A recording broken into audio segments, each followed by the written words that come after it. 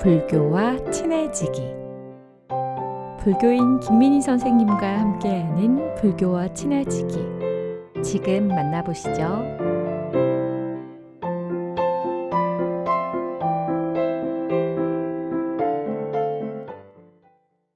불교와 친해지기, 불교인 여여와 김민희입니다. 불교인 여러분 안녕하십니까? 얼사년 1월을 잘 보내고 계신지 궁금합니다. 좋은 날이란 우리를 기쁘게 하고 우리 모두의 기분이 좋아진다면 좋은 날이 맞는 겁니다. 우리를 이루고 있는 무수한 사람의 모양은 무한하고 무량합니다. 각기 다른 무수한 우리가 서로를 기쁘게 하는 것은 무엇일까요? 그래서 기쁨과 배려가 담긴 베품에 대한 부처님의 말씀을 전해보려고 합니다. 부처님 당시 어느 때에 하는 일마다 되는 일이 없는 한 젊은이가 부처님을 찾아가 묻습니다. 저는 되는 일이 없습니다. 이 말을 들은 부처님은 젊은이가 남에게 베풀지 않았기 때문이다 라고 합니다. 저는 가진 게 없거든요. 아무것도 없는데 무엇으로 베풀 수 있겠습니까? 이렇게 답을 하자 부처님은 그렇지 않다. 아무것도 가진 게 없어도 베풀 수 있는 7가지가 있다 고 하시며, 이에 부처님은 가진 게 없이 베풀 수 있는 7가지의 베품 무죄칠시를 설하셨습니다. 가진 게 많은 자는 당연히 많은 베품을 할 수 있지만 가진 게 없는 사람, 재물이 없는 사람이 어떻게 베푸는가에 대한 설명입니다. 그 어떤 베품이라도 자세를 낮추고 겸손한 마음으로 실천해야 하는 것이지요.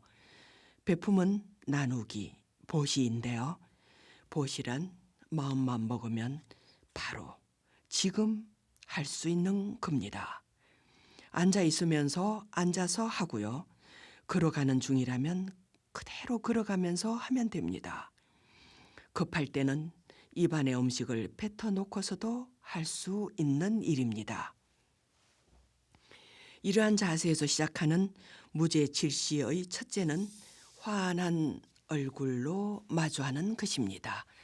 화안시라고 하죠. 밝은 얼굴로 마주보고 서로 눈을 맞추는 것이며 다정한 말을 건네는 것입니다. 다정하게 말을 건네는 것은 두 번째 해당하는 언시가 됩니다. 미소를 머금은 얼굴과 다정한 말을 주고받을 때, 이때 친절한 마음 없이는 안 되는 일이지요. 환한 얼굴과 부드러운 말씨의 바탕에는 따뜻한 마음이 자리해야 가능한 일이 되니까요. 마음의 땅, 마음의 밭이 되는 심전은 부드럽고 견고해야 하는 겁니다. 만일 마음이 흔들리거나 어지러우면 환한 얼굴이 되지 않습니다. 말씨도 곱게 되지 않고요. 그래서 마음 섬섬이가 되는 심씨, 무죄칠시 중의 세 번째의 베품인 마음으로 베푸는 일에 대하여 설명한 것입니다. 그리고 다음은 안시입니다. 안시란 눈으로 베푸는 일입니다. 눈으로 어떻게 베풀까 하는 생각이 들어도요. 눈은 마음의 창이라고 하지 않습니까? 눈이라는 창을 통하여 마음을 읽어내는 것이죠. 서로가 주고받는 소통이 가능하다는 것입니다. 눈으로 읽어낸다는 것이 안시라고 하면 이러한 눈의 작용으로 마음을 읽어내는데요. 이것이 바로 안시와 심시가 동시에 되는 것입니다. 눈으로 베푸는 안시는 말하지 않아도 알 수 있고 알아볼 수 있는 눈으로 보여주는 것입니다. 불교에서 선의 용어인 이심, 전심이 있습니다. 마음에서 마음으로 전하는 깨달음의 법입니다. 밝은 얼굴에서 따뜻한 말에서 깊은 배려의 마음을 모아 전하고 있는 것인데요. 이때 맑고 깊은 눈을 통하여 깨달음의 법을 드러내는 것입니다. 부처님처럼요. 만일 깨달음의 경지에 도달하지 않았더라도 자비로움의 눈빛을 관세음보살처럼 하시면 되죠. 오래전 인도 여행에서 만난 인도인들의 깊은 눈은 지금도 선하게 생각납니다.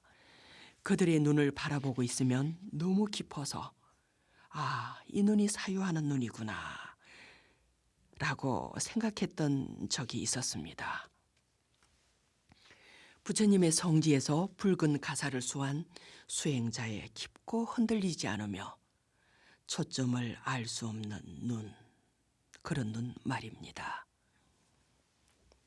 사람의 얼굴에 있는 눈, 코, 입, 귀 중에서 눈은 마음을 들여다보는 시만의 역할을 하고 있으며 입은 마음을 대변하고 있어요. 이와 같이 안시는 무제칠시 네 번째의 배품에 해당합니다. 다음은 신시, 몸신자의 베풀시죠. 나눔의 주체가 되는 몸, 신체의 작용을 말합니다. 몸이 없으면 아무 일도 할 수가 없습니다. 몸의 작용으로 할 수 있는 일은 엄청 많지요.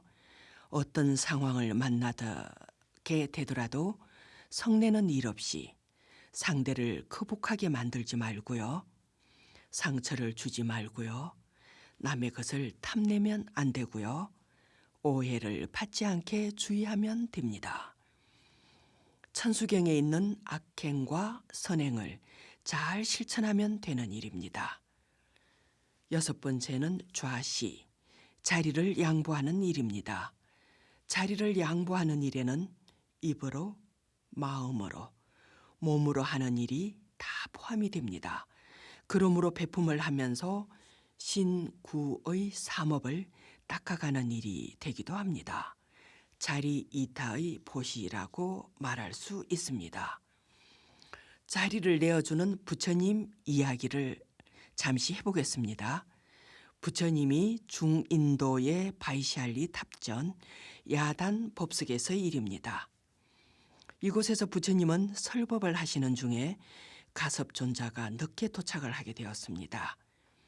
자리가 없는 가섭을 위하여 부처님은 자신의 자리를 나눠서 앉게 하였습니다. 이것이 다자탑전 분반자입니다. 삼처 전심 중의 하나이죠. 다른 하나는 부처님께서 꽃을 들었을 때 가슴만이 빙그레 미소 지었다는 영산회상 거염화이고요. 부처님이 열반에 드신 후 두 발을 관 밖으로 내 보였다는 니련화반 곽시 상부까지를 삼처 전심이라고 합니다. 이와 같이 부처님은 늦게 온 가섭에게 왜 늦었냐 책망하지 않았고요. 당신의 자리를 내어주었습니다. 여기서 부처님이 베푼 것은 무엇입니까? 화안시와 언시, 심시, 안시, 신시, 좌시입니다. 그리고 일곱 번째가 되는 찰시. 찰시는 미리 헤아리는 배려의 마음인데요. 부처님은 야단 법석에서 모든 것을 다 보여주고 행하신 것입니다. 친절한 부처님, 다정한 부처님입니다. 무한한 부처님의 자비 안에서 불교인 여러분께서도 저희들이 받은 사람만큼 큰 사랑 나눠 가지시길 기원하고요. 새해도 무제칠시 많이 베푸는 한 해가 되시길 기원합니다. 안녕히 계십시오.